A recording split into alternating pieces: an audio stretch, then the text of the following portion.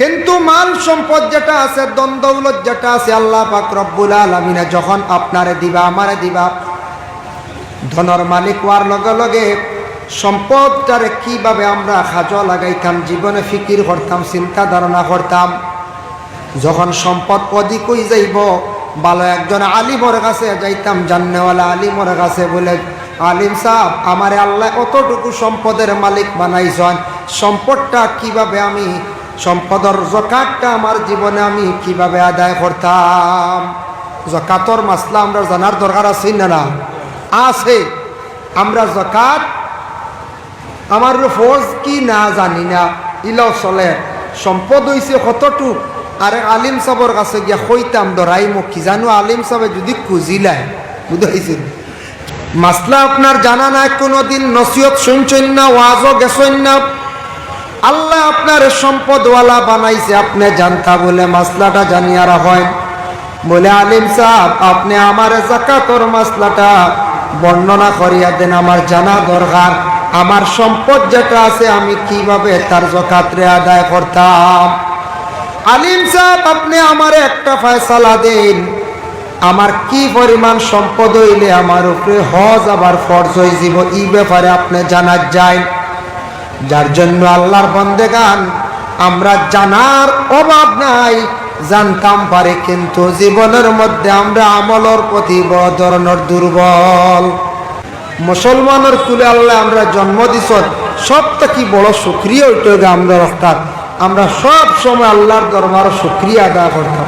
কিন্তু মানুষের জীবনে মুসিবত আসে, বিপদ আপদ এগুলা আসে, এটা আসবো, আল্লাহ বিভিন্ন রকমের মানুষকে আল্লাহ আজমায়। কিন্তু আমরা যত আছি, আমরা হাজিরি দিছি, যত আছি সেও কইতে পারতা নাই না বকুট টকিয়া বলে আমি বিলকুল নিশ্চিন্ত, আমার কোনো চিন্তা নাই, এটা কইতাম পারমুনে সেও কই যায়।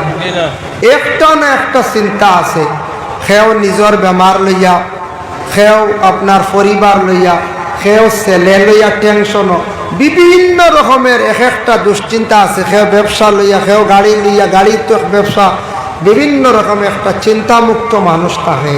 তাহলে বালা, মানুষের ভিতরে যখন এই ধরনের চিন্তা থাকে, তখন মানুষের ভিতরে আল্লাহর ডর থাকে। যখন মানুষের বড় কোনো বেমার হয়, তখন মানুষের ভিতরে আল্লাহর ডর ঢুকে যায়। বড় কোনো মুসিবত আসে, তখন মানুষের ভিতরে আল্লাহর ডর ঢুকে। এর জন্য আল্লাহ মানুষের কিভাবে কি রকম তার হেদায়েত করতে, এটা আল্লাহ খুব বেশি ভালো জানে। আল্লাহ পাক রব্বুল আলামিন ধন দৌলত এটা আল্লাহর দান, কইবা বলে না নিজে বানাইছি বহুত মেহনত করিয়া, ঠিক আছে, কিন্তু মালিক হইলা গিয়া, ধনের মালিককে আল্লাহ। আওলাদও আল্লাহ দেন, ইটাও মালিক হইলা গিয়া কে বলে আল্লাহ। দন আওলাদ দনেরও মালিক হইলা গিয়া আল্লাহ। আল্লাহ খেয়রে দন দিয়েও পরীক্ষা করেন, খেয়রে না দিয়েও আল্লাহ দুনিয়ার জমিনের মধ্যে পরীক্ষা করেন। এর জন্য মানুষ তার জীবনে চলাফেরার মাধ্যমে যে কোনো দিন সবসময় হর সময় চিন্তা ধারণা করত, আল্লাহর জাতর উপর সে তওয়াক্কুল করত, আল্লাহর উপরে তওয়াক্কুল রাখত, আল্লাহর কথা সবসময় স্মরণে রাখত। যত বেশি করিয়া মানুষে তার জীবনে শুকরিয়া আদায় করব, আল্লাহর উপরে তওয়াক্কুল রাখবো, তাওয়াক্কালতু আলাল্লাহ খান মনে রাখবো, আল্লাহ ই বন্দার জমিন হর গাঁটরে আসন করে দিবা, সুখ শান্তির জীবন আল্লাহ দান করবো। সুবহানাল্লাহ। আল্লাহ পাক রব্বুল আলামিন তান বান্দাদের জানাইছেন, ইয়া আইয়ুহাল্লাযীনা আমানু লা তুলহিকুম আমওয়ালুকুম ওয়ালা আওলাদুকুম আন যিকরিল্লাহ। আল্লাহ পাক রব্বুল আলামিন জানাইন, ও আমার বন্ধুগণ, তুমি তাই যখন মাল ওয়াল হইবা, মালর কথা আল্লাহ কইছেন, আওলাদ ওয়াল হইবা, মালর মালিক হওয়ার সঙ্গে সঙ্গে, আওলাদর মালিক হওয়ার সঙ্গে সঙ্গে চাইও তুমি তান হালাক হইবা, বরবাদ হইবা, আমার জিকির তাকি যেন বঞ্চিত হইও না, জিকির তাকি সরিও না। আল্লাহ যেহেতু কইছেন, এটার দ্বারা একটা অনুমান মিলে বুঝা যায় যে আল্লাহ কইছেন মানুষে মাল আর আওলাদ পাইয়ালে হয়তো আল্লাহর জিকির তাকে সরি যাইতে পারে, এটা বাস্তব। অধিক সম্পদ হইল কোনো সময় মানুষ আল্লাহ ভুলি যায়, অধিক আওলাদর মালিক হইল কোনো সময় মানুষ আল্লাহ ভুলি যায়। কিন্তু মাল সম্পদ যেটা আছে, ধন দৌলত যেটা আছে, আল্লাহ পাক রব্বুল আলামিন যখন আপনারে দিবা আমারে দিবা, ধনের মালিক হওয়ার লগে লগে সম্পদটারে কিভাবে আমরা কাজে লাগাইতাম জীবনে ফিকির করতাম, চিন্তা ধারণা করতাম। যখন সম্পদ অধিক হয়ে যাইব, ভালো একজন আলিমর কাছে যাইতাম, জান্নেওয়ালা আলিমর কাছে, বলে আলিম সাহেব আমারে আল্লাহ অতটুকু সম্পদের মালিক বানাইছেন, সম্পদটা কিভাবে আমি, সম্পদের যাকাতটা আমার জীবনে আমি কিভাবে আদায় করতাম। যাকাতর মাসলা আমরা জানার দরকার আছে না? আছে। আমরা যাকাত আমার ফরজ কি না জানি না, ইলো চলে।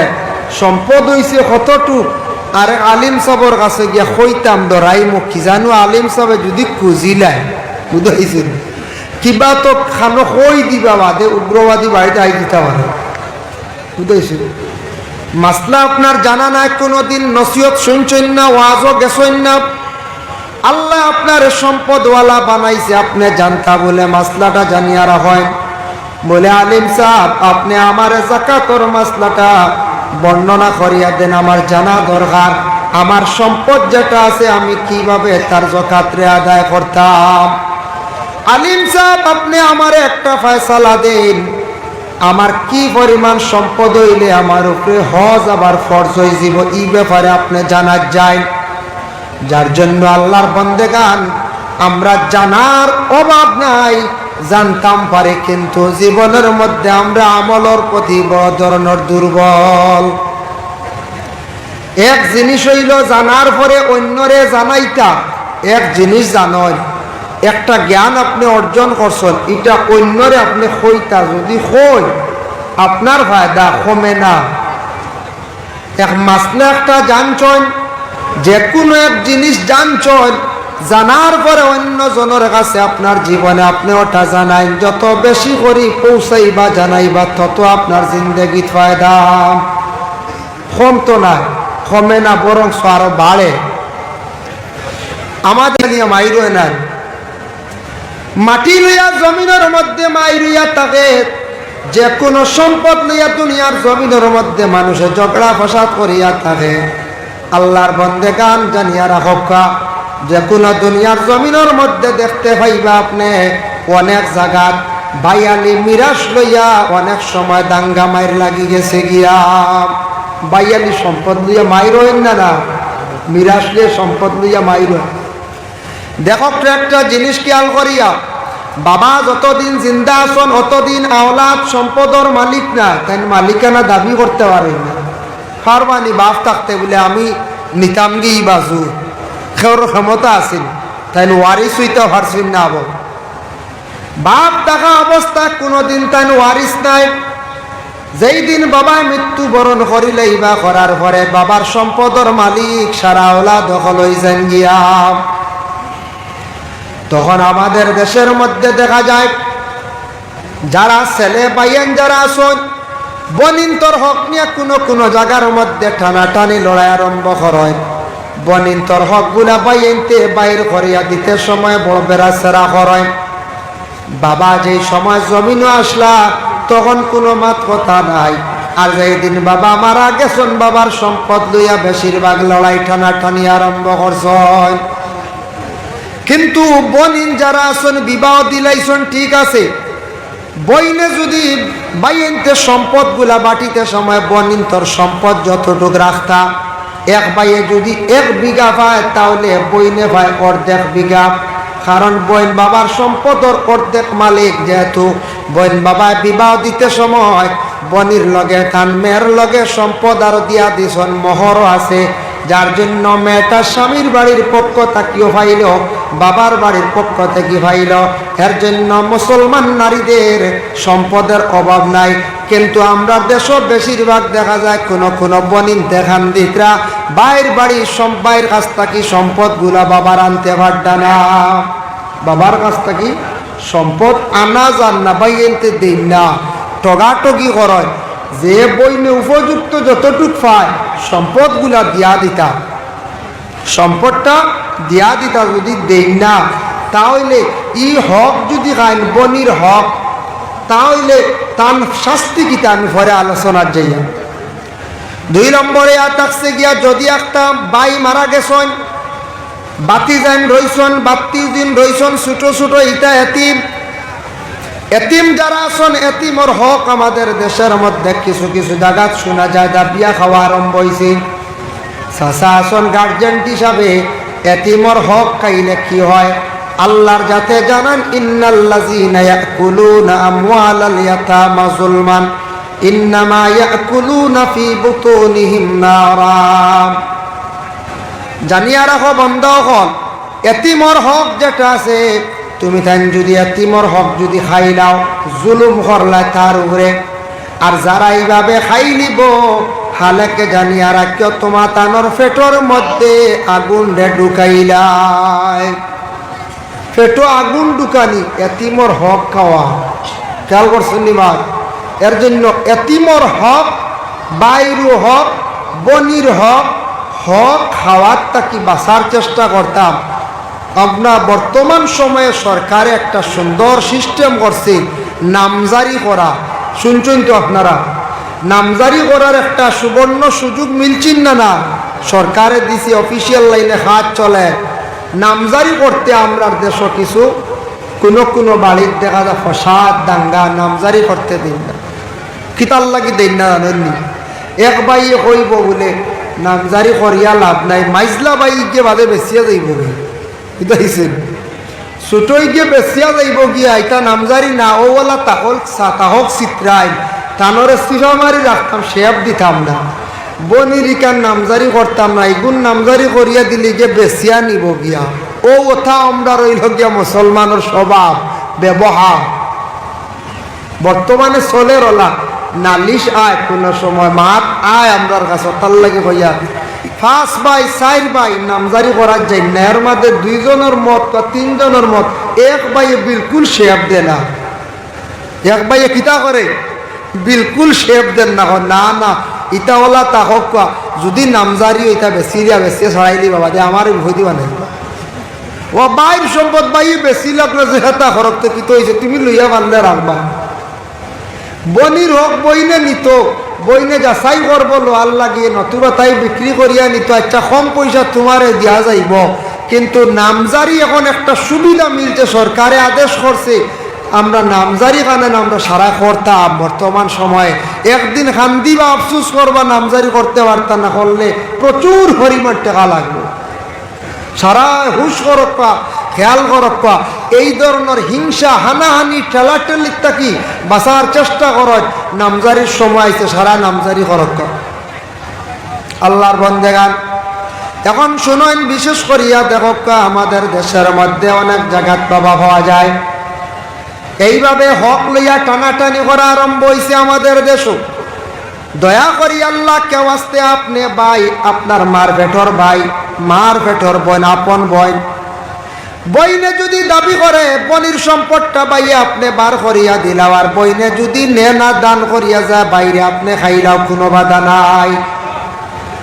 আর বাইরে যে সম্পদ আছে নামজারি করতো, আপনিও করক্কা, সারা সুন্দর হইয়া আপনার সম্পদ রে সুন্দর করে আপনার জীবনে রাখেন।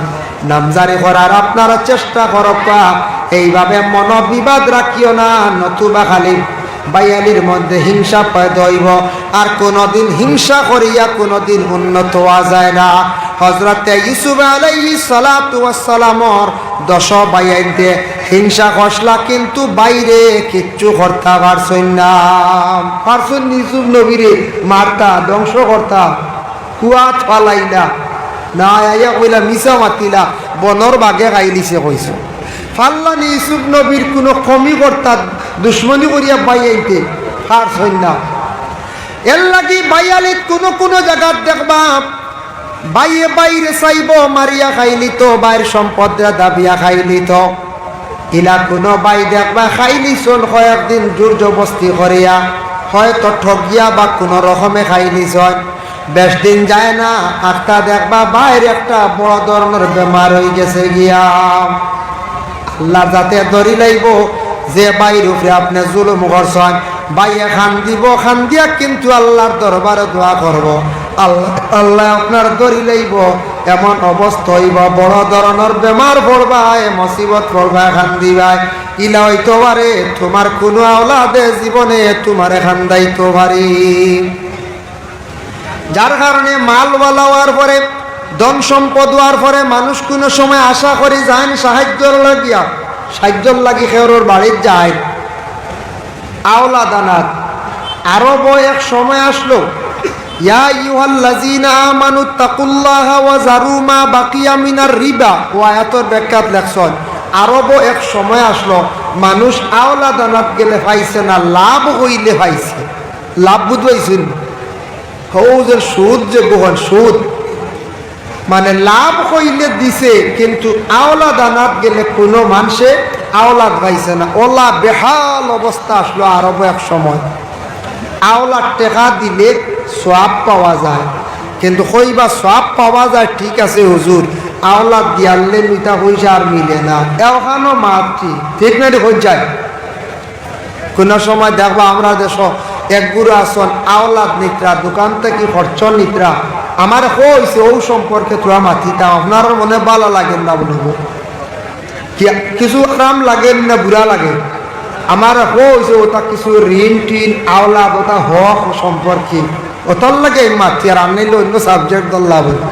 যাই হোক, এর লাগে ইটা মাতো হলর আরাম লাগতো নাও পারে, আখতা খেওর বুড়াও লাগতে পারে, কারণ ইটা তো কিছু হক মাত নাই, হকমা তো কিছু দৌড়িলায় না বলছে, দৌড়িলায়, কারণ হকমা তো কিছু কন্যানি হক মা তুই লোকে ঠেঙ্গা, হক মা তিকান ঠেঙ্গা। যে বাড়ির যেন হক মাতি বা যে বাইয়ে বাকি বাইয়ে ইনতে কইবা ইগু ভাগো লিখে খালি ওলা ভাজির মাতি কইবাই না না কই যায়। কোনো মহল্লা যেন হক মাতিবা কইবা মাঞ্চ কইবা ই বেটার মাত ছাড়াও খালি ফসাদি মাত মাতি, বেটা কিন্তু হক মাতে। কোনো মেসাবে হক মাতিলে কইবা এন মাথা তার সিড়া ধরছে, বুঝেছে ওলা কইবাই না না কই যায়। আজকাল হক মাত্র হক, হক বিচারও হক। হজরত উমরে কিলা হক বিচার করলাম, একটা ঘটনা নিয়ে দেখাই।